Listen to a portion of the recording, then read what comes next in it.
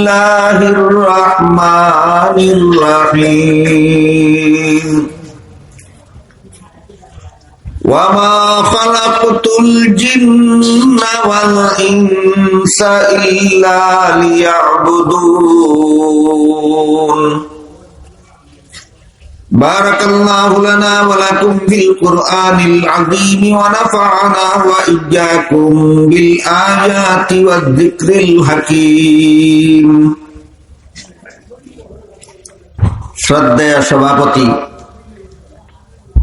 হযরত উলামায়ে কেরাম, এলাকার সর্বস্তরের মুসলমান ভাইয়েরা আমার ও আমার পর্দানিশীল মা ও বোনেরা, আপনারা হয়তো বিজ্ঞাপনে দেখে থাকবেন আমার আলোচ্য বিষয় ছিল সূরা হুজুরাতের 2, 3, 4 নম্বর আয়াত। কিন্তু এখানে আসার পরে তাফসীর কমিটির পক্ষ থেকে বলা হয়েছে যে আপনাদের আশেপাশে আরেক তাফসীর সম্মেলনে এই আয়াতগুলির তাফসীর আমি বর্ণনা করেছি। এজন্য একই বিষয় একই এলাকায় যেন বারবার আলোচনা না হয়, সেজন্য বিজ্ঞাপনের উল্লেখিত আলোচ্য বিষয় পরিবর্তন করে আমার নামে আলোচ্য বিষয়ে সাব্যস্ত করে দেওয়া হয়েছে মঞ্চ থেকে মানব সৃষ্টির রহস্য। তাই আমি আপনাদের সামনে কোন কারণে আল্লাহ মানুষ সৃষ্টি করলেন, এই কারণটা যে আয়াতে উল্লেখ করেছেন সেই আয়াত আমি আপনাদের সামনে তিলাওয়াত করেছি। আল্লাহ পাক রব্বুল আলামিন পৃথিবী সৃষ্টি করার পর এই পৃথিবীতে বসবাস করার জন্য জিন জাতিকে পাঠিয়েছিলেন। পৃথিবীর প্রথম বাসিন্দা হলো জিন জাতি। তারা এই পৃথিবীতে বসবাস করত, কিন্তু জিন জাতির স্বভাব হলো সদা সর্বদা মারামারি, কাটাকাটি, খুন খারাপি নিয়ে ব্যস্ত থাকা। এ কারণে আল্লাহ পাক রব্বুল আলামিন পরবর্তী পর্যায়ে ফেরেশতাদেরকে আদেশ করলেন, হে ফেরেশতারা,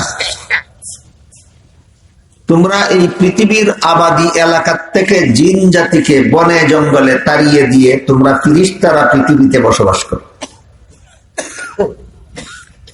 আল্লাহর হুকুমে ফেরেশতারা জিন জাতিকে বনে জঙ্গলে তাড়িয়ে দিলেন, আর পৃথিবীর আবাদী এলাকায় ফেরেশতারা বসবাস করতে শুরু করলেন। ফেরেশতাদের স্বভাব হলো জিনদের সম্পূর্ণ বিপরীত। জিনেরা সবসময় গুনার কাজ নিয়ে ব্যস্ত থাকে, ফেরেশতাদের স্বভাব হলো এরা জীবনে কোনোদিন গুনার কাজ করে, গুনার কাজের ধারে কাছেও যায় না, গুনার কাজ করতে তাদের মনেও চায় না। এমত অবস্থায় ফেরেশতাদের মধ্যে পরস্পরে কথাবার্তা হইতেছিল।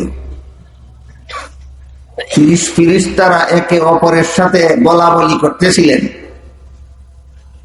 যে জিনেরা যেহেতু সদা সর্বদা গুনার কাজ নিয়ে ব্যস্ত থাকত, তাই আল্লাহ জিন জাতিকে বনে জঙ্গলে তাড়িয়ে দিয়েছেন।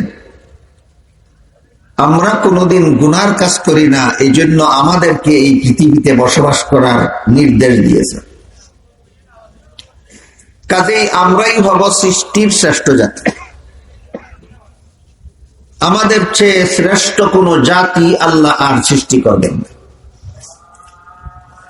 এটা ফেরেশতাদের পরস্পরের আলোচনা, এবং তাদের আলোচনার পক্ষে যুক্তিও ছিল। জিনেরা গুনার কাজ করে বলি তাদেরকে তাড়িয়ে দেওয়া হলো, আমরা গুনার কাজ করি না বলে আমাদেরকে বসবাস করার ব্যবস্থা দেওয়া হলো।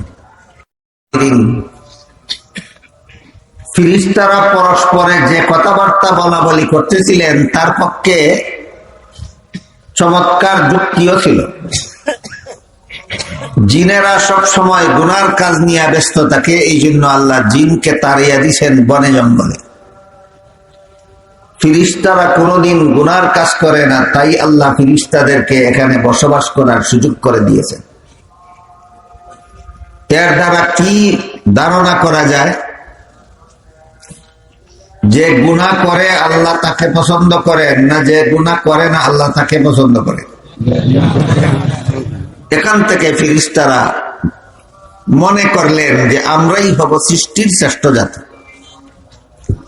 আমাদের চেয়ে শ্রেষ্ঠ আর কোনো জাতি হতে পারে না, আমাদের চেয়ে শ্রেষ্ঠ আর কোনো জাতি আল্লাহ সৃষ্টিও করবেন।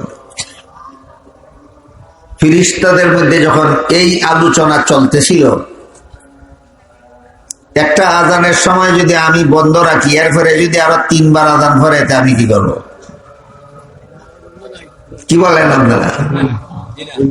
তাহলে অন্য এলাকায় আজান ফুরুক, আপনাদের এখানে সময় মতো আজান হবে, আপনারা আজানের জবাব দিবেন, জমাতে নামাজ পড়বেন, আমাদের এখানে কথা চলতে থাকুক। ফিরিস্তাদের মধ্যে এই কথাবার্তা চলতেছিল, এমন সময়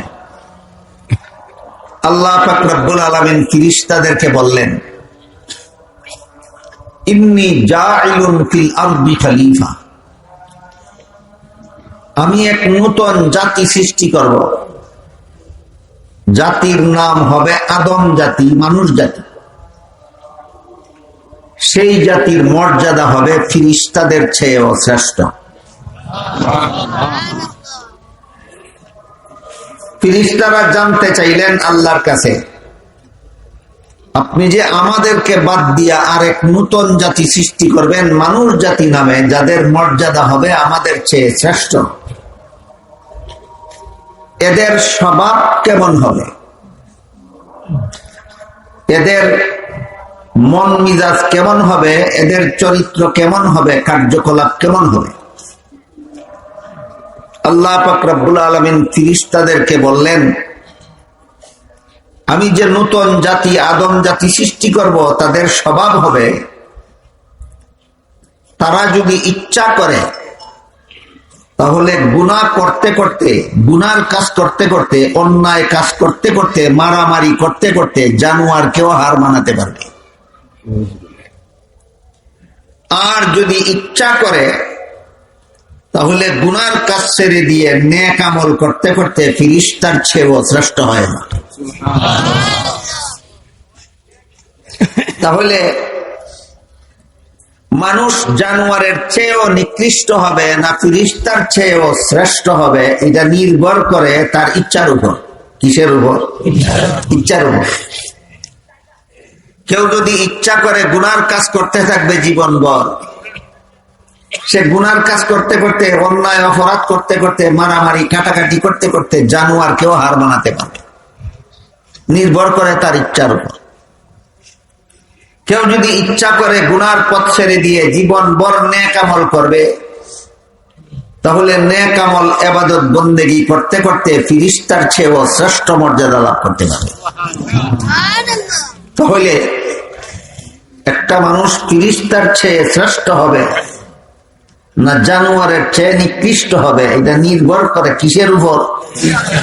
তার ইচ্ছার উপর। ইচ্ছা এবং চেষ্টা। এখান থেকে ফিরিস্তারা আল্লাহকে আরেকটা কথা জিজ্ঞাসা করলেন, যে আদম জাতি ইচ্ছা করলেই গুনাহে লিপ্ত হতে পারে, মারামারি কাটাকাটিতে লিপ্ত হতে পারে, এই আদম জাতিকে আপনি সৃষ্টির শ্রেষ্ঠ মর্যাদা দিতে চান কেন? এই আদম জাতিকে আপনি পৃথিবীতে আপনার প্রতিনিধি বানাতে চান কেন? আপনার খলিফা বানাতে চান কেন? অথচ আমরা ফিরিস্তারা কোনোদিন কোন গুনার কাজের কল্পনাও করি না। মানুষ ইচ্ছা করলেই গুনায় লিপ্ত হতে পারবে, আমরা তো কোনোদিন গুনার ইচ্ছাও করি না। তাহলে যে আদম জাতি ইচ্ছা করলে গুনায় লিপ্ত হতে পারবে, সেই আদম জাতিকে আপনি কেন আপনার খলিফা বানাতে চান, আপনার প্রতিনিধি বানাতে চান, এবং তাকে কেন সৃষ্টির শ্রেষ্ঠ মর্যাদা দিতে চান? এই প্রশ্নটা ফিরিস্তারা কথার দ্বারা আল্লাহর দরবারে পেশ করলেন। ফেরেশতাদের মনে মনে আরো একটা প্রশ্ন গোপন রাখলেন, সেটা হলো, আমরা কোনোদিন গুনাহ করি না, আমাদেরকে আপনার খলিফা বানান না কেন? সৃষ্টির শ্রেষ্ঠ মর্যাদা আমাদেরকে দেন না কেন? আমার কথা বুঝে থাকলে বলুন, দ্বিতীয় প্রশ্নটা প্রকাশ করলেন না মনে মনে গোপন রাখলেন? এখানে মোট প্রশ্ন হলো ফেরেশতাদের দুইটা।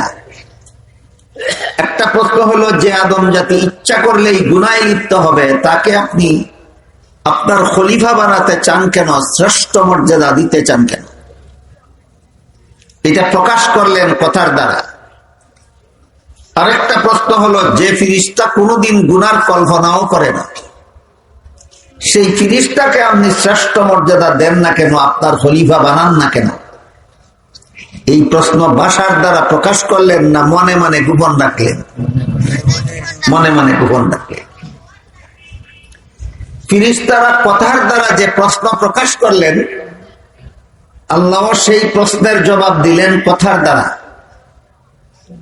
ফেরেশতারা যেই প্রশ্ন মনে মনে গোপন রাখলেন, আল্লাহ সেই প্রশ্নের জবাব মনে মনে বোঝার ব্যবস্থা করে দিলেন।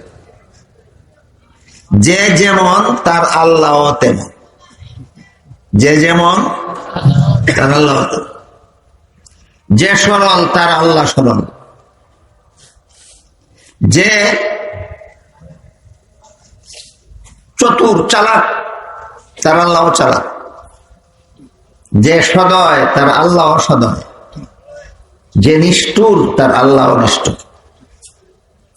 এক হাদিসে রাসূল করিম সাল্লাল্লাহু আলাইহি ওয়াসাল্লাম বলেন, ইরহামু মান ফিল আরদি ইয়ারহামুকুম মান ফিস সামা। তোমরা জমিনবাসীর প্রতি সদয় হও, আল্লাহ তোমাদের প্রতি সদয় হবেন। আর এক হাদিসে রাসূল করিম সাল্লাল্লাহু আলাইহি ওয়াসাল্লাম বলেন, আনা ইনদা যন্নি আবদি বি। আমার বান্দা আমি আল্লাহ সম্পর্কে যেমন ধারণা রাখে, আমি তার জন্য তেমন। এই হাদিস একেবারে এই ব্যাপারে পরিষ্কার, যে যে যেমন তার আল্লাহ তেমন, যে যেমন তার আল্লাহ তেমন। যে বুঝার জন্য প্রশ্ন করে, আল্লাহ তাকে প্রশ্নের জবাব বুঝাই দেয়।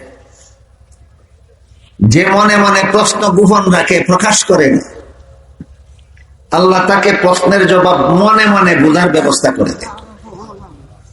ফেরেশতাদের দুইটা প্রশ্ন, একটা ভাষার দ্বারা প্রকাশ করলেন, আল্লাহ ভাষার দ্বারা জবাব দেবেন। আরেকটা প্রশ্ন মনে মনে গোপন রাখলেন, আল্লাহ সেই প্রশ্নের জবাব ফেরেশতাদের মনে মনে বুঝার ব্যবস্থা করে দিলেন। ভাষার দ্বারা প্রকাশ করেছিলেন ফেরেশতারা যেই প্রশ্ন, সেটা হলো, যে আদম ইচ্ছা করলেই গুনাহে লিপ্ত হতে পারে, এই আদমকে কেন আপনার খলিফা বানাতে চান? কেন তাকে সৃষ্টির শ্রেষ্ঠ মর্যাদা দিতে চান? প্রশ্নের জবাবে আল্লাহ পরিষ্কার ভাষায় বলে দিলেন, ইন্নী আ'লামু মা লা তা'লামুন। এর কারণ আমি আল্লাহ জানি, তোমরা জানো না। যে আদম জাতি ইচ্ছা করলেই গুনাহে লিপ্ত হতে পারে, তাকে কেন আমি ফেরেশতার চেয়েও শ্রেষ্ঠ মর্যাদা দিতে চাই? যে আদম জাতি ইচ্ছা করলেই গুনাহে লিপ্ত হতে পারে, তাকে কেন আমি আল্লাহ আমার প্রতিনিধি বানাতে চাই, খলিফা বানাতে চাই? এর কারণ আমি আল্লাহ জানি, তোমরা জানো না। কথার জবাব কিভাবে দিলেন আল্লাহ? কথার দ্বারা।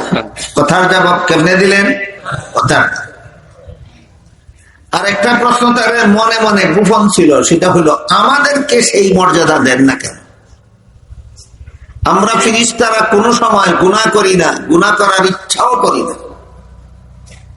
আমাদেরকে কেন আপনি আপনার খলিফা বানান না, প্রতিনিধি বানান না? আমাদেরকে কেন আপনি সৃষ্টির শ্রেষ্ঠ মর্যাদা দেন না?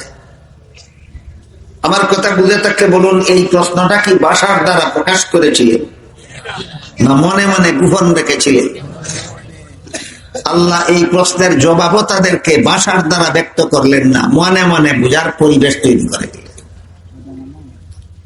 সেই পরিবেশের মাধ্যমে ফেরেশতারা বুঝে নিলেন, সমস্ত ফেরেশতাগণ মনে মনে বুঝে নিলেন যে গুনাহ না করলেই সৃষ্টির শ্রেষ্ঠ মর্যাদার অধিকারী হওয়া যায় না, যতক্ষণ পর্যন্ত গুনার মজা না বুঝে।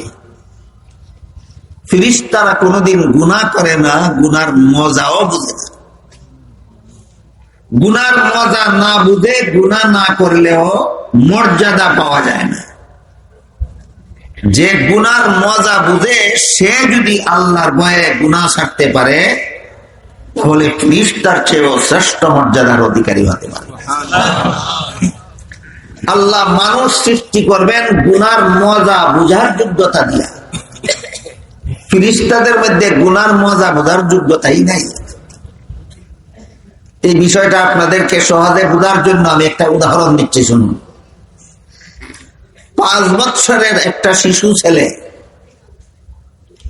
এই ছেলেটা যদি 15 বছর এর একটা যুবতী মেয়েকে একা একা নিরিবিলি পাওয়ার পরও অপকর্ম না করে, তাহলে ছেলেটাকে কত পুরস্কার দেওয়া যায়? হ্যাঁ, একটা হবে। কেন? এমন একটা গুনাহ সে করছে না যে গুনার মজাও সে বুঝে না। যে ব্যক্তি গুনার মজা বুঝে না সে গুনাহ না করলেও কোনো পুরস্কারের যোগ্য হয় না। পক্ষান্তরে 25 বছরের যুবক যদি 15 বছরের যুবতীর সুযোগ মতে পেয়েও অপকর্ম করে না, তাকেও কি পুরস্কার দেওয়া যায় না? তারে কেন দেওয়া যায়? এমন গুনাহটাই সে করছে না যেই গুনাহটার মজা বুঝে।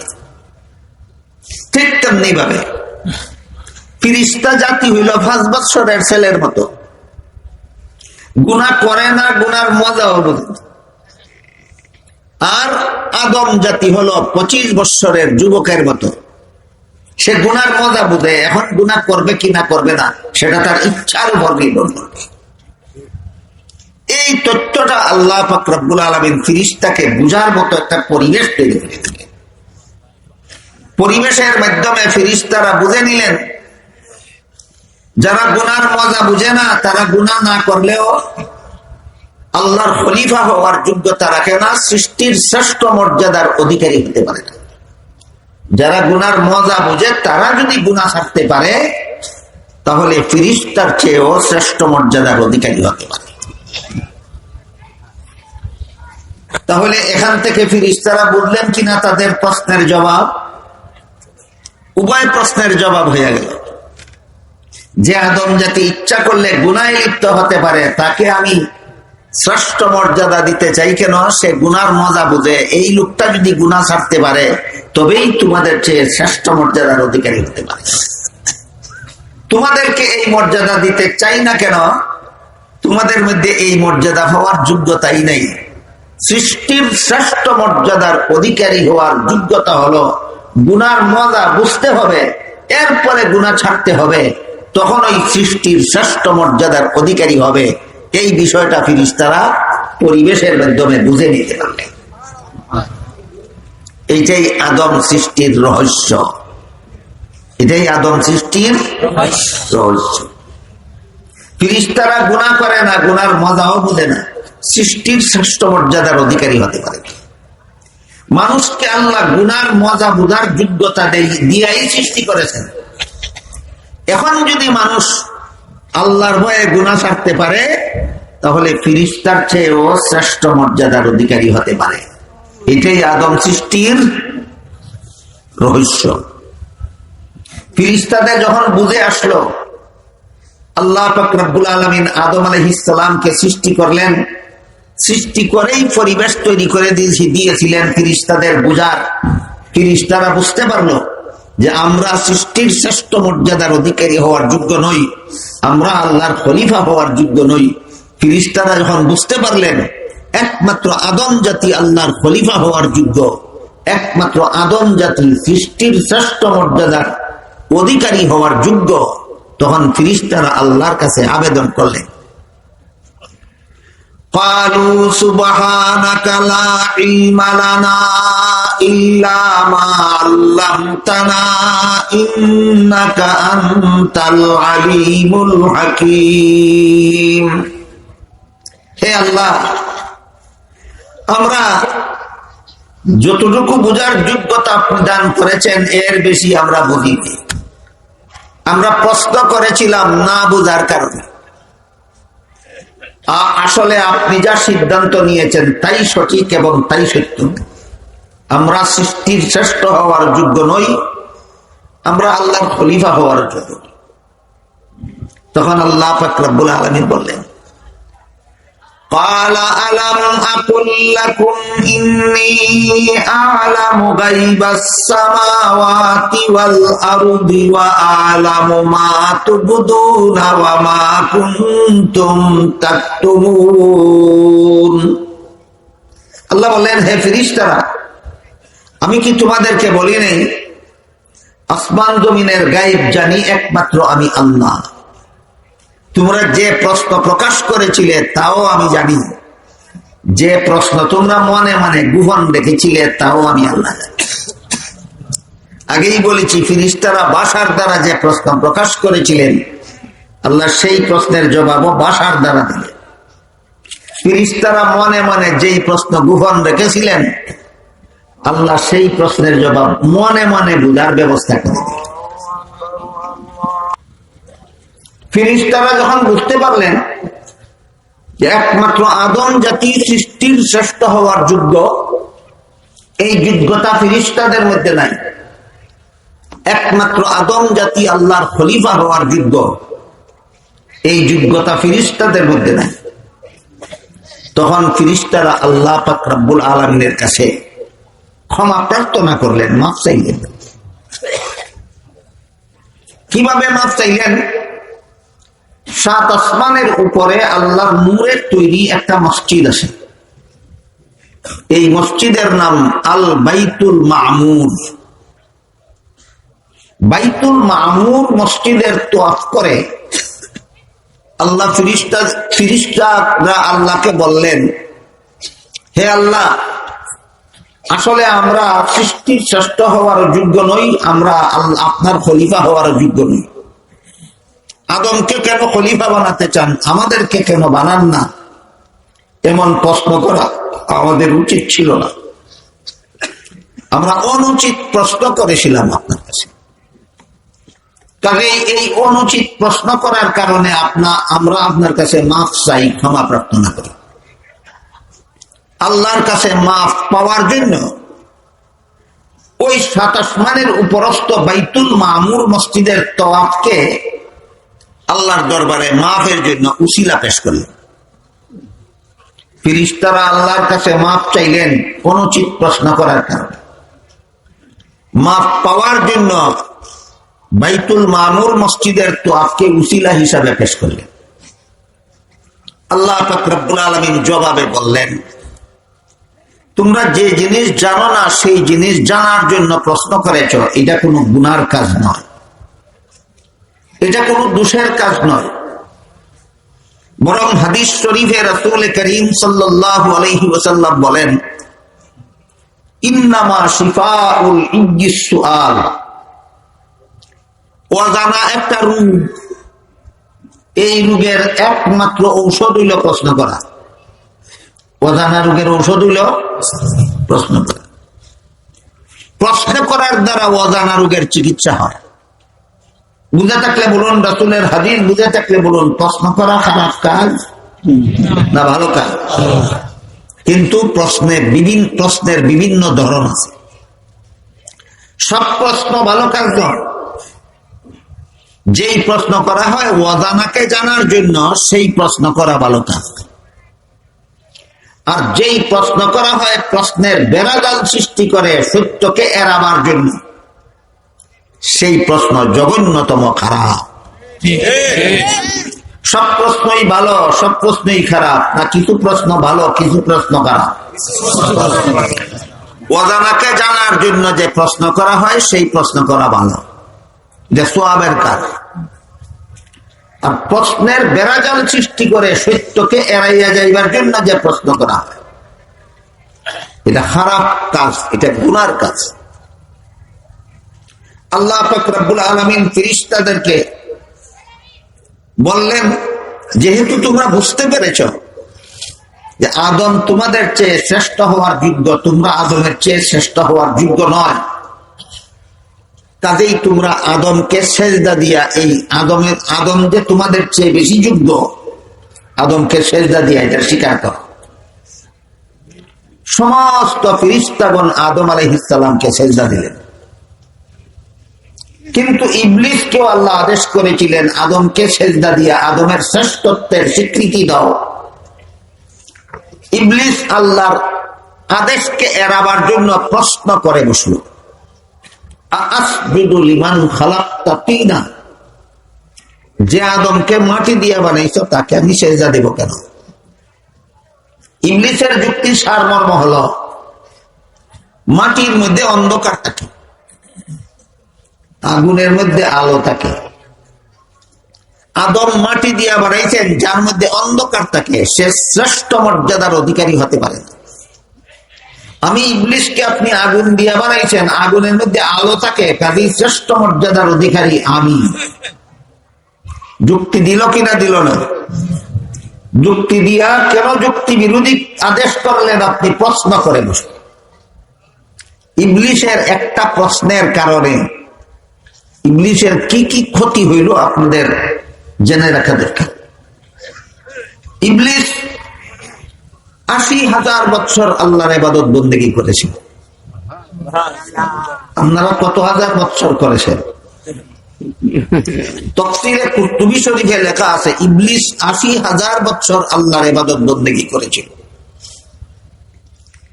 এর ফলে আল্লাহ ইবলিসকে সারা পৃথিবীর রাজত্ব দান করেছিলেন,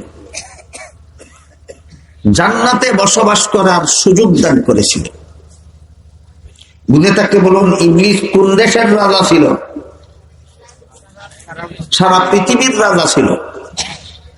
বসবাস করত কোথায়? জান্নাতে। ইবলিস জান্নাতে বসবাস করত আর সারা পৃথিবীর রাজত্ব করত।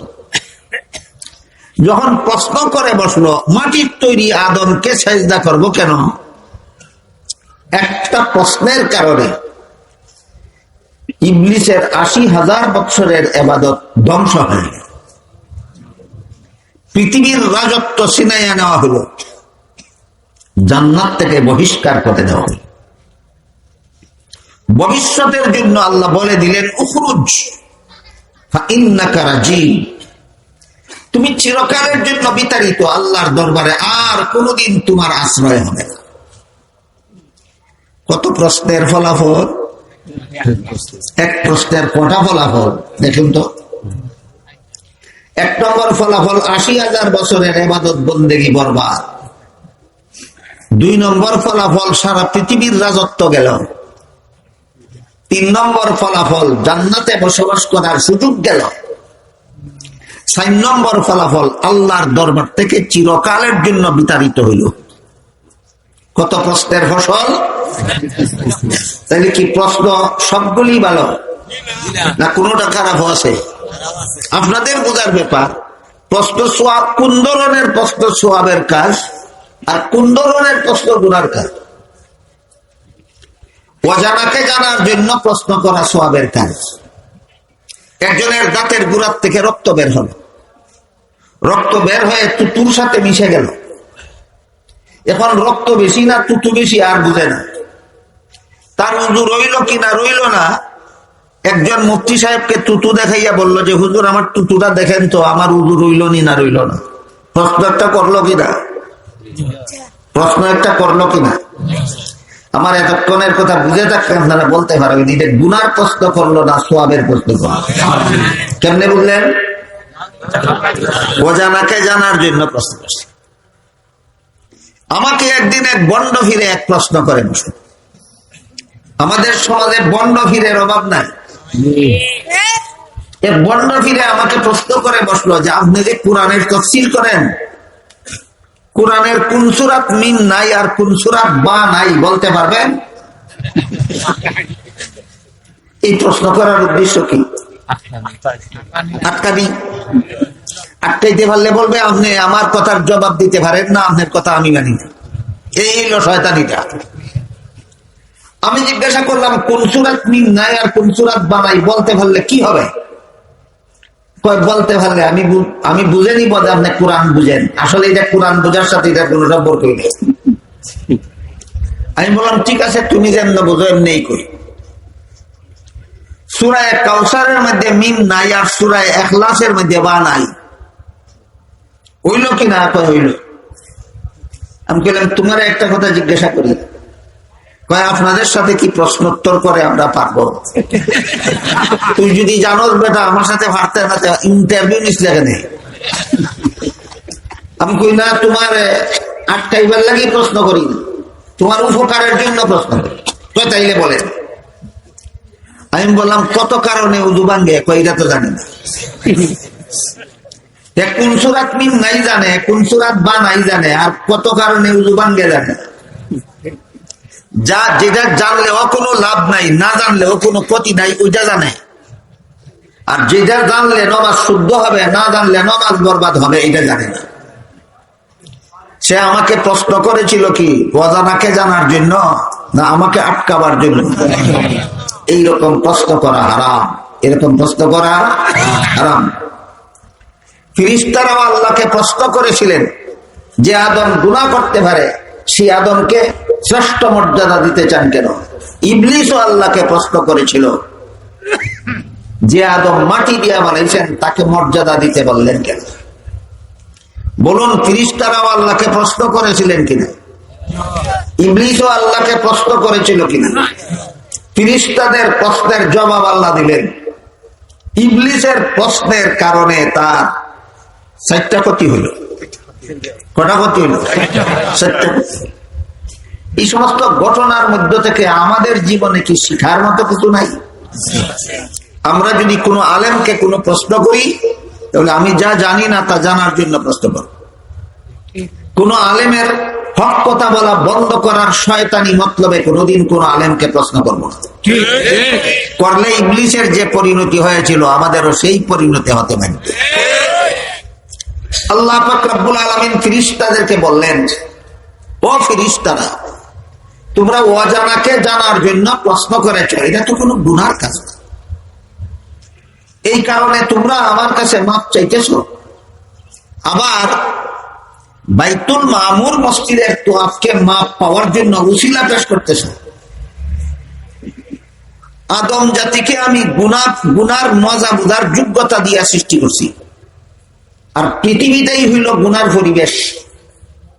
প্রত্যেকটা মানুষে মনে মনে বুঝতে পারবে কোন গুনার কি মজা, আর সব গুনার পরিবেশ ওই দুনিয়া, সেখানে আমি তাকে পাঠাবো। কাজেই দলে দলে আদম সন্তানেরা, বিভিন্ন আদম সন্তান বিভিন্ন গুনার মজার লোভে গুনায় লিপ্ত হয়ে যাবে। ওই সমস্ত গুনাহগার আদম সন্তানেরা কোনোদিন 7 আসমানের উপরে আসতেও পারবে না, বাইতুল মামুর মসজিদের তোয়াফ করতেও পারবে না, জীবনের গুনাহ মাফের উসিলাও করতে পারবে না। কাজেই তোমরা যাও, আমি আদম জাতিকে পৃথিবীতে পাঠাবার আগেই ফেরেশতারা তোমরা 7 আসমানের উপরস্থ বাইতুল মামুর মসজিদের সুদা নিচে দুনিয়ার জমিনে যে ভূখণ্ড আছে, সেইখানে একটা ঘর নির্মাণ করে দাও। কিয়ামত পর্যন্ত যে কোনো গুনাহগার আদম সন্তান যথারীতি সেই ঘরের তোয়াফ জিয়ারত করলে এর উসিলায় আমি তার জীবনের সব গুনাহ মাফ করে দেব। ফেরেশতারা আল্লাহর হুকুমে আসলেন এবং দুনিয়ার জমিনে সর্বপ্রথম একটা ঘর বানাইলেন। এই ঘর দুনিয়ার জমিনের প্রথম ঘর। এই ঘরের আগে দুনিয়াতে আর কেউ কোনোদিন কোনো ঘর বানাইছে না।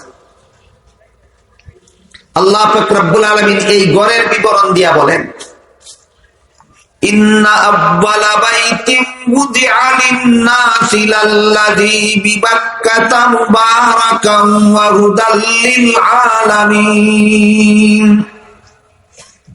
মক্কা শরীফে অবস্থিত পবিত্র খানায়ে কাবার ঘর দুনিয়ার জমিনের সর্বপ্রথম ঘর। বুঝে থাকলে বলুন তো, দুনিয়াতে সর্বপ্রথম কোন ঘর বানাইছিলেন আল্লাহ ফেরেশতা পাঠাইয়া? খানায়ে কাবা। এই খানায়ে কাবার ঘর বসবাসের ঘর না ইবাদতের ঘর? দুনিয়ার প্রথম ঘর ইবাদতের ঘর। কেন? কারণ আল্লাহ মানুষ পাঠান দুনিয়াতে বসবাস করার জন্য নয়, দুনিয়াতে আল্লাহ মানুষ পাঠান ইবাদত করার জন্য। দুনিয়া মানুষের বসবাসের জায়গা নয়, দুনিয়া মানুষের ইবাদতের জায়গা। মানুষের বসবাসের জায়গা হইল জান্নাত। এইটাই মানুষ সৃষ্টির রহস্য। আল্লাহ মানুষ সৃষ্টি করে পৃথিবীতে পাঠাইছেন চিরকাল এখানে বসবাস করার জন্য নয়, কিছুদিন এখানে বসবাস করতে হয় ইবাদতের সুবিধার জন্য। দুনিয়াতে বসবাস করার জন্য আল্লাহ মানুষ বানাইছেন না, দুনিয়াতে খানাফিনা করার জন্য আল্লাহ মানুষ বানাইছেন না, দুনিয়াতে বাড়ি ঘর বানাইবার জন্য আল্লাহ মানুষ বানাইছেন না, দুনিয়াতে রুজি রোজগার করার জন্য আল্লাহ মানুষ বানাইছেন না, দুনিয়াতে বিবি বাচ্চা লালন পালন করার জন্য আল্লাহ মানুষ বানাইছেন। আল্লাহ পাক রব্বুল আলামিন বলেন, ওয়ামা খালাকতুল জিন্না ওয়াল ইনসা ইল্লা লিয়াবুদুন, মানব দানবকে আমি একমাত্র আমার ইবাদত করার জন্য সৃষ্টি করেছি। আপনারা যেসব জরুরি কথা চিরজীবন মনে রাখা দরকার, তার এর মধ্যে এইটা একটা কথা। আল্লাহ মানুষ বানাইছেন বাচ্চা জন্ম দেওয়ার জন্য, রুজি রোজগার করার জন্য, বাড়িঘর বানাইয়া বসবাস করার জন্য না, একমাত্র আল্লাহর ইবাদত করার জন্য। একমাত্র আমার ইবাদত করার জন্য আমি মানুষ বানাইছি। এই কাজের জন্য মানুষ বানাইছি, জীব জানোয়ারকে এই কাজের জন্য বানাইছি। খানাফিনা জীব জানোয়ারেও করতে পারে, জীব জানোয়ারেও ঘুমাইতে পারে, জীব জানোয়ারেও বাচ্চা জন্ম দিতে পারে, কিন্তু জীব জানোয়ারে নামাজ রোজা করতে পারে না। আপনাদের এলাকার বলদ নামাজ পড়ে কোনদিন? আপনাদের এলাকার কুকুর কোনদিন রোজা রাখে? তাহলে আমার কথা বুঝে থাকতে বলুন তো, ইবাদত করা কোন জন্তুর কাজ? একমাত্র মানুষের কাজ। আল্লাহ বলেন মানুষ বানাইছি একমাত্র আমার ইবাদত করার। তাহলে মানুষে খায় কেন? খাওয়ার ব্যবস্থা আল্লাহ দিলেন কেন?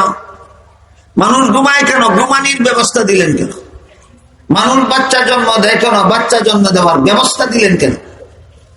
একমাত্র ইবাদত করাই যদি মানুষের জীবনের কাজ, তাহলে মানুষ পেশাব পায়খানা করে কেন? পেশাব পায়খানা করার ব্যবস্থা দিলেন কেন? এই প্রশ্নের জবাব সহজে বোঝার জন্য আপনাদেরকে একটা উদাহরণ দিচ্ছি, শুনুন। এই বিশাল তাফসীরুল কুরআন সম্মেলনের আয়োজন করা হয়েছে শুধুমাত্র কোরআন বুঝাবার জন্য। কিসের জন্য? কোরআন বুঝাবার জন্য না, আর কোন উদ্দেশ্য আছে? কোরআন বুঝাবার জন্যই যদি এই আয়োজন হইল, মাইক ফিট করা হইল কেন? কোরআন বোঝানোর সুবিধার জন্য। বসার ব্যবস্থা হইল কেন? কোরআন বোঝানোর সুবিধার জন্য। প্যান্ডাল করা হলো কেন? কোরআন বোঝানোর সুবিধার জন্য। বাতি জ্বালানো হইল কেন? কোরআন বোঝানোর সুবিধার জন্য। মঞ্চ সাজানো হইল কেন? কোরআন বোঝানোর সুবিধার জন্য। আমার কথা বুঝে থাকলে বলুন, সামিয়ানা টানানি, বিছানা বিছানি, বাতি জ্বালানি, মঞ্চ সাজানি, মাইক ফিট করা আসল উদ্দেশ্য, কোরআন বোঝানি আসল উদ্দেশ্য। তবে এইগুলি, এই আয়োজন আসল উদ্দেশ্য যে কোরআন বোঝানি, এটার সুবিধার জন্য। যদি কোরআন বোঝানি আসল উদ্দেশ্য সফল হয়, তাইলে মাইকের খরচেও কোরআন বোঝানির সব হবে, বাতি জ্বালানির খরচেও কোরআন বোঝানির সব হবে, মঞ্চ সাজানির খরচেও কোরআন বোঝানির সব হবে। আর যদি সবকিছু আয়োজন হয় কিন্তু কোরআন যদি বুঝানি না হয়, প্রশ্ন আসবে কিনা মাইক ফিট করছিলেন কেন? প্রশ্ন আসবে কিনা প্যান্ডাল সাজাইছিলেন কেন? ঠিক তেমনি ভাবে আল্লাহ মানুষ বানাইছেন একমাত্র আল্লাহর ইবাদত করার জন্য। খায় কেন? ইবাদতের সুবিধার জন্য। ঘুমায় কেন? ইবাদতের সুবিধার জন্য। পেশাব পায়খানা করে কেন? ইবাদতের সুবিধার জন্য। আমার কথা যদি বুঝে না আসে, এখন থেকে 24 ঘন্টা খানা পিনা বন্ধ রাখুন, দেখবেন ইবাদত করতে কেমন সুবিধা হয়। এখন থেকে 24 ঘন্টা ঘুম বন্ধ রাখুন, দেখবেন ইবাদত করতে কেমন লাগে। এখন থেকে 24 ঘন্টা পেশাব পায়খানা বন্ধ রাখুন, দেখুন ইবাদত করতে পারেন কিনা। তাহলে আবার আমার কথা বুঝে থাকলে বলুন, একমাত্র ইবাদত করার জন্য যদি আল্লাহ আমাদেরকে বানাইলেন, তাহলে আমরা খাই কেন? ইবাদতের সুবিধার জন্য। ঘুমাই কেন? ইবাদতের সুবিধার জন্য। পেশাব পায়খানা করি কেন? ইবাদতের সুবিধার জন্য। কাজেই যার জীবনে ইবাদত ঠিক থাকবে, তার খাওয়ার দ্বারাও ইবাদতের সওয়াব, তার ঘুমানির দ্বারাও ইবাদতের সওয়াব হবে, তার পেশাব পায়খানার দ্বারাও ইবাদতের সওয়াব হবে, তার গৃহস্থির দ্বারা ইবাদতের সওয়াব হবে, তার ব্যবসার দ্বারা ইবাদতের সওয়াব হবে, তার বিবি বাচ্চা লালন পালনের দ্বারাও ইবাদতের সওয়াব হবে, তার বিয়ের দ্বারাও ইবাদতের সওয়াব হবে, তার বাচ্চা জন্মের দ্বারাও ইবাদতের সওয়াব হবে। কোন সময়? মূল ইবাদত ঠিক থাকবে যে সময়। কিন্তু যদি কোনো মানুষ এমন পাওয়া যায় যে ঠিক মতো খায়, ঠিক মতো ঘুমায়, ঠিক মতো গৃহস্থী করে, ঠিক মতো বিবি বাচ্চা লালন পালন করে, ঠিক মতো সংসারের সব কাজ করে, শুধুমাত্র নামাজ রোজা ইবাদত বন্দেগী করে না, সেই লোকটা মূল কাজ নিয়ে ব্যস্ত না আনুষঙ্গিক কাজ নিয়ে ব্যস্ত? হাসরের মাঠে তাকে প্রশ্ন করাবে, তুমি খাইলে কেন? খাওয়ার জন্য তোমারে মানুষ বানাইছি না, তোমার থেকে বলদে বেশি খাইতে পারত। তুমি ঘুমাইলে কেন? ঘুমানোর জন্য তোমারে মানুষ বানাইছি না, গাদা তোমার থেকে বেশি ঘুমাইতে পারত। তুমি বাচ্চা জন্ম দিলে কেন? বাচ্চা জন্ম দেওয়ার জন্য তোমারে মানুষ বানাইছি না, কুকুর তোমার থেকে বেশি বাচ্চা জন্ম দিতে পারত। যে কাজটা গরুও পারে না, গাদাও পারে না, কুকুরও পারে না, সেই কাজ করার জন্য তোমাকে মানুষ বানাইছিলাম, সেটা হলো একমাত্র আল্লাহর ইবাদত, সেটা হলো একমাত্র আল্লাহর। আপনারা আমার বিষয় দিচ্ছেন, কঠিন হইলে আমি কি করব? আমি সহজ করে বুঝাবার চেষ্টা করছি। ইবাদতের রহস্য বুঝতে, মানুষ সৃষ্টির রহস্য বুঝতে পারলেন কিনা? মানুষ সৃষ্টির একমাত্র রহস্য হলো আল্লাহর ইবাদত। আল্লাহর ইবাদত করার জন্য আল্লাহ আমাদেরকে মানুষ বানাইছেন, খাওয়ার জন্য আমাদেরকে মানুষ বানাইছেন না আমার চেয়ে বলদে বেশি খাইতে পারে। ঘুমানোর জন্য আল্লাহ আমাকে মানুষ বানাইছেন না, গাদা আমার চেয়ে বেশি ঘুমাইতে পারে।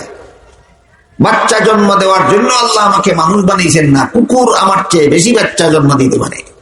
কিন্তু নামাজ রোজা ইবাদত বন্দেগী না গরুয়ে করতে পারে, না গাদায় করতে পারে, না কুকুর শিগাল বিলালে করতে পারে, এটা একমাত্র মানুষের কাজ। এই জন্য আল্লাহ পাক রব্বুল আলামিন বলেন, ওমা খালাকতুল জিন্না ওয়াল ইনসা ইল্লা লিয়াবুদুন, মানব দানবকে আমি একমাত্র আমার ইবাদত করার জন্য সৃষ্টি করেছি। ফেরেশতারা আল্লাহর হুকুমে দুনিয়াতে আসলেন, দুনিয়ার সর্বপ্রথম ঘর বানাইলেন।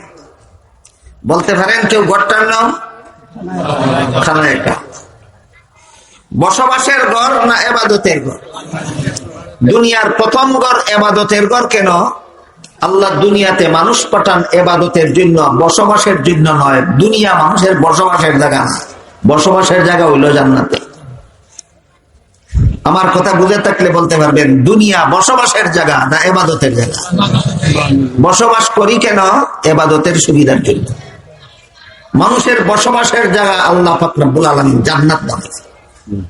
সেখানে কোনো নামাজের দরকার হবে না, রোজার দরকার হবে না, ইবাদতের দরকার হবে না, বন্দেগীর দরকার হবে না। সেখানে শুধু উপভোগ আর উপভোগ, আনন্দ আর আনন্দ, বিলাসিতা আর বিলাসিতা।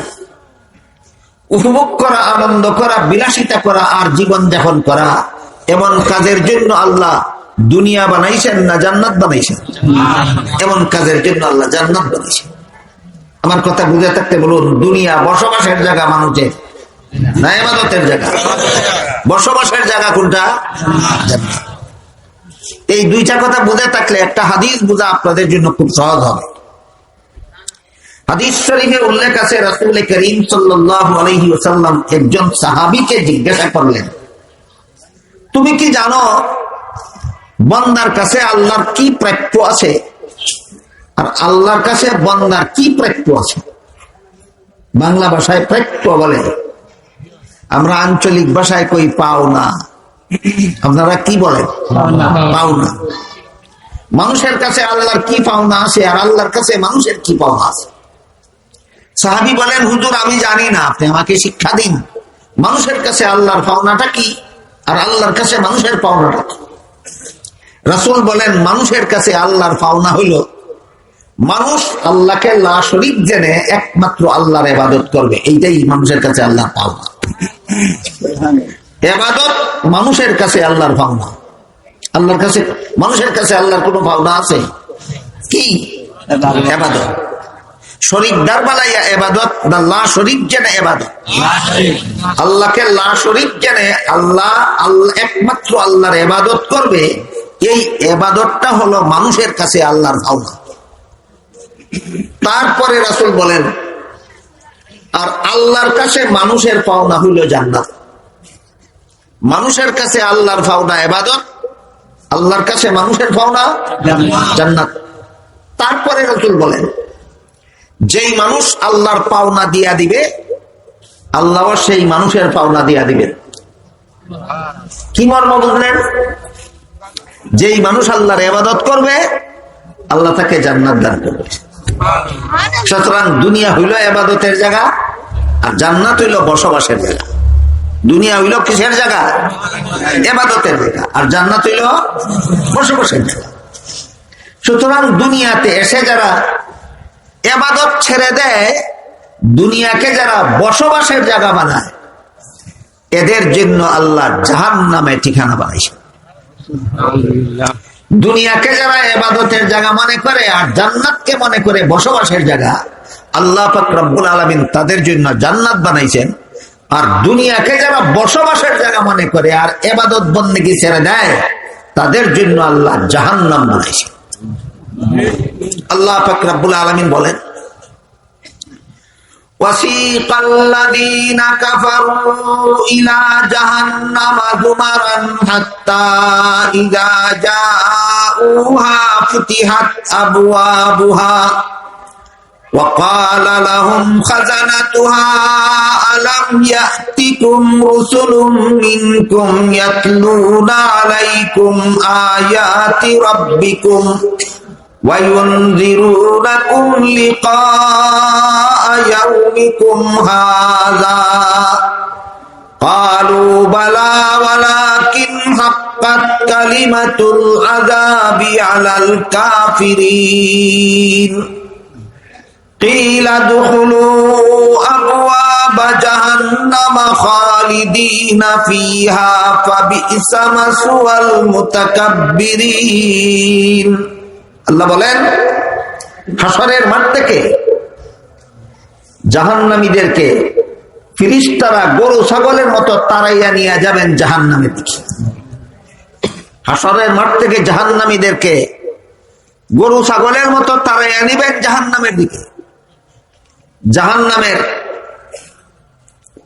গেইটের কাছে নিয়ে যাওয়ার পরে জাহান্নামের গেইটের পাহারাদার দারওয়ান ফেরেশতা জাহান্নামীদেরকে জিজ্ঞাসা করবেন, এই জাহান্নামীরা, জাহান্নামে আসার মতো কাজ করবো দুনিয়াতে করলে কেন? কোন কাজ করলে জাহান্নামে যেতে হবে এমন কথা কি দুনিয়াতে তোমাদেরকে কেউ বলেননি? নবী রাসূল বলেননি? তারা জবাব দিবে বালা ওয়ালাকিন হাক্কাত কালিমাতুল আযাবি আলাল কাফিরিন। আমাদেরকে নবী রাসূল বলেছেন ইবাদত ছাড়া জীবন যাপন করলে দুনিয়াতে ঠিকানা জাহান্নামে হবে। কিন্তু আল্লাহর কথাই বাস্তবায়িত হইল কাফিরদের জন্য, খোদাদ্রোহীদের জন্য, আল্লাহর বিধান যারা মানে না তাদের জন্য চিরস্থায়ী জাহান্নামের শাস্তি আল্লাহ আগেই ঘোষণা দিয়েছিলেন, এটাই এখন বাস্তবায়িত। তাহলে হাসরের মাঠ থেকে গরু ছাগলের মতো ফেরেশতাগণ জাহান্নামের দিকে তাড়াইয়া নিবেন কাদেরকে? যারা দুনিয়াটাকে ইবাদতের জায়গা হিসাবে ব্যবহার করেছিল না বসবাসের জায়গা হিসাবে।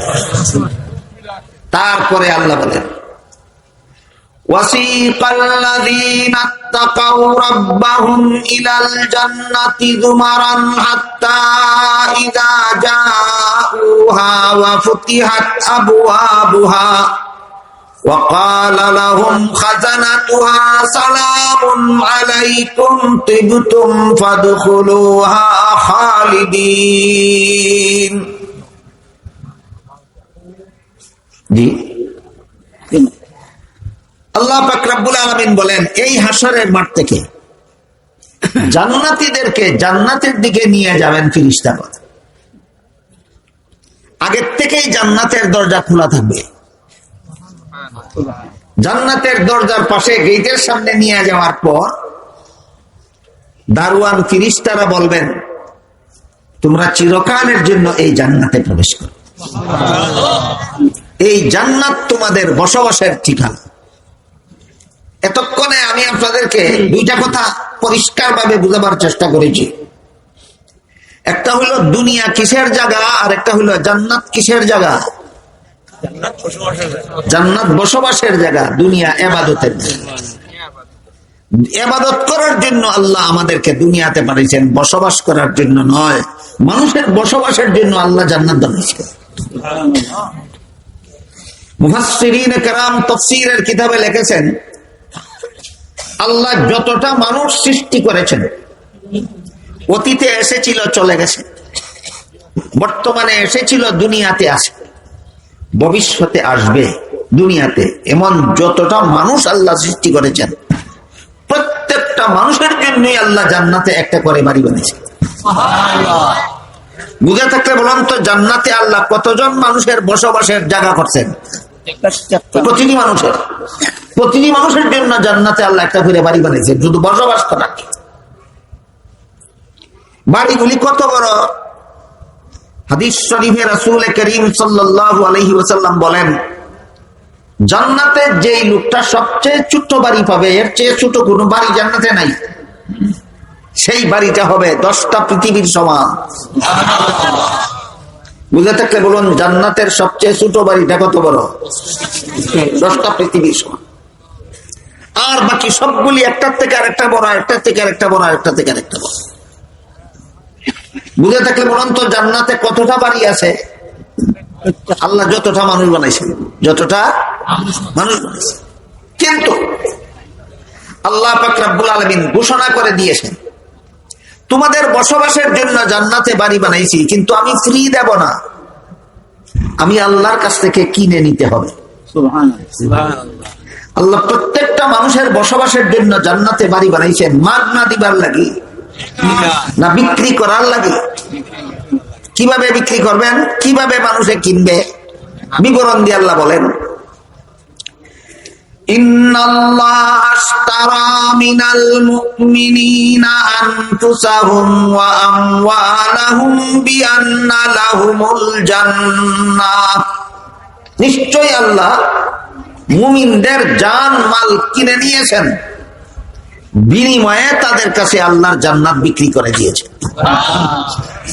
জান্নাতের খরিদ্দার হতে চাও যদি, তাহলে মুমিনদের কাতারে দাঁড়াও। যারা মুমিন মুসলমান হবে না, এরা কোনোদিন জান্নাতের খরিদ্দার হতে পারবে না। আগে মুমিন হও, তারপরে জান্নাতের মূল্য পরিশোধ করো। জান্নাতের মূল্য হবে তোমাদের দুইটা জিনিস, একটা হলো তোমাদের জান, আর একটা হলো তোমাদের মাল। তোমাদের জান আল্লাহর বিধান মতো ব্যবহার করবে, তোমাদের মাল আল্লাহর বিধান মতো ব্যবহার করবে, এর বিনিময়ে তোমরা জান্নাতের খরিদ্দার হয়ে যাবে। আসলে জানের দ্বারাও জান্নাতের মূল্য হয় না, মালের দ্বারাও জান্নাতের মূল্য হয় না। আল্লাহ শুধু একটা বাহানা করেছেন, যে মুমিন বান্দা নিজের জানে যা কয় তা করে না, আল্লাহ যা হুকুম করেন তা করে, যে মুমিন বান্দা নিজের মালকে ইচ্ছা মতো খরচ করে না, আল্লাহর হুকুম মতো খরচ করে, আল্লাহ পাক রব্বুল আলামিন সেই বান্দার কাছে আল্লাহ জান্নাত বিক্রি করে দেন। তাহলে আমাদের জান আল্লাহর বিধান মতো ব্যবহার করা, আমাদের মাল আল্লাহর হুকুম মতো খরচ করা, এইটাই মূলত ইবাদত। আমার মনে যা চায় তা করব না, আল্লাহ যা হুকুম করেছেন তা করব, এটাই ইবাদত। আমার মাল যে কাজে মনে চায় সেই কাজে খরচ করব না, আল্লাহ যে কাজে বলেছেন সেই কাজে খরচ করব, এটাই ইবাদত। কেউ যদি সংসারের কাজও আল্লাহর হুকুম মতো রাসূলের তরিকা মতে করে, তার সংসারের কাজও ইবাদত হয়ে যায়। কি হয়ে যায়? ইবাদত হয়ে যায়। এর একটা উদাহরণ শুনুন। হাদিস শরীফে রাসূল করিম সাল্লাল্লাহু আলাইহি ওয়াসাল্লাম বলেন, যেই ব্যক্তি এশার নামাজ জমাতের সাথে পড়ে ঘুমাইলো, এশার নামাজ জমাতের সাথে পড়ে ঘুমাইলো, ইবাদতটা ঠিক মতে করলো কিনা? করলো। ঘুমানিটা কি ছিল? ইবাদত ছিল না সংসারের কাজ ছিল? আল্লাহ রাসূল বলেন অর্ধেক রাতের ঘুম তার ইবাদত হয়ে গেল। আবার ঘুম থেকে জাগার পরে ফজরের নামাজ জমাতের সাথে পড়লো, বাকি অর্ধেক রাতের ঘুম তার ইবাদত হয়ে গেল। আল্লাহ রাসূল আরো পরিষ্কার করে বলেন, যেই লোকটা এশার নামাজ জমাতের সাথে পড়ে ঘুমাইলো, আবার ঘুম থেকে জাগার পরে ফজরের নামাজ জমাতের সাথে পড়লো, এই লোকটা এশার থেকে ফজর পর্যন্ত সারা রাত যত ঘুম ঘুমাইলো, সারা রাতের ঘুম আল্লাহর কাছে ইবাদত বলে গণ্য হয়। তাহলে আল্লাহ যে আমাদেরকে ইবাদতের জন্য বানাইছে, সংসারের কাজ করি ইবাদতের সুবিধার জন্য। সংসারের কাজটা যদি, ইবাদতটা যদি ঠিক মতে করি, তাহলে সংসারের কাজ থাকে না? সংসারের কাজও ইবাদত হয়ে যায়, সংসারের কাজও ইবাদত হয়। বিষয়টা সহজে বোঝার জন্য একটা হাদিসের কথা বলি, শুনুন। হাদিস শরীফে রাসূল করিম সাল্লাল্লাহু আলাইহি ওয়াসাল্লাম বলেন, একটা লোক তার বিবির সাথে আনন্দ করে, মিলামিশা করে, এর দ্বারা ইবাদতের সওয়াব পায়। সাহাবায়ে কেরাম জিজ্ঞাসা করলেন, ওগো আল্লাহর রাসূল, একজন মানুষ তার বিবির সাথে মিলামিশা করে মনের আনন্দে, মনের আনন্দ মিটাইলেও কি ইবাদতের সওয়াব হয়? যদি, তাহলে তো ইবাদতের সওয়াব হাসিল করা বড় সস্তা ব্যাপার। সাহাবায়ে কেরাম জিজ্ঞাসা করলেন, বিবির সাথে মিলামেশা করে মনের আনন্দে, মনের আনন্দ করলেও যদি ইবাদতের সওয়াব হয়, তাহলে তো ইবাদতের সওয়াব উপার্জন করা বড় সহজ ব্যাপার। রাসূল করিম সাল্লাল্লাহু আলাইহি ওয়াসাল্লাম ওই সাহাবীকে পাল্টা জিজ্ঞাসা করলেন, এই লোকটা যদি মনের আনন্দ করার জন্য নিজের বিবির কাছে না গিয়া ভিন্ন নারীর কাছে যাইতো, তাহলে গুনাহ হইতো কিনা? সাহাবাগণ বলেন গুনাহ হইতো। কেন? ভিন্ন নারীর কাছে আনন্দ করতে গেছে আল্লাহর হুকুমের বিরুদ্ধে, আর নিজের বিবির কাছে আনন্দ করতে গেছে আল্লাহর হুকুমের পক্ষে। সুতরাং সস্তা ব্যাপার না কঠিন ব্যাপার, এটা দেখার ব্যাপার নয়। আনন্দের ব্যাপার না কষ্টের ব্যাপার, সেটা দেখার ব্যাপার নয়। দেখার ব্যাপার হইল আল্লাহর হুকুমের বিরুদ্ধে গেল না পক্ষে গেল। আল্লাহর হুকুমের পক্ষে গেছো, তুমি কষ্ট করলেও ইবাদত, আনন্দ করলেও ইবাদত। আল্লাহর হুকুমের বিরুদ্ধে গেছো, তুমি আনন্দ করলেও গুনাহ, কষ্ট করলেও গুনাহ। মানব সৃষ্টির রহস্যটা কি বুঝে আসলো আপনাদের? আল্লাহ পাক রব্বুল আলামিন মানুষ সৃষ্টি করেছেন ফিরিস্তার মতো গুনার মজা না বুঝার জন্য, না গুনার মজা বুঝার পরে গুনার থেকে বিরত থাকার জন্য। হ্যাঁ, গুনার মজা বোঝার যোগ্যতা দিয়েই আল্লাহ মানুষ বানাইছেন।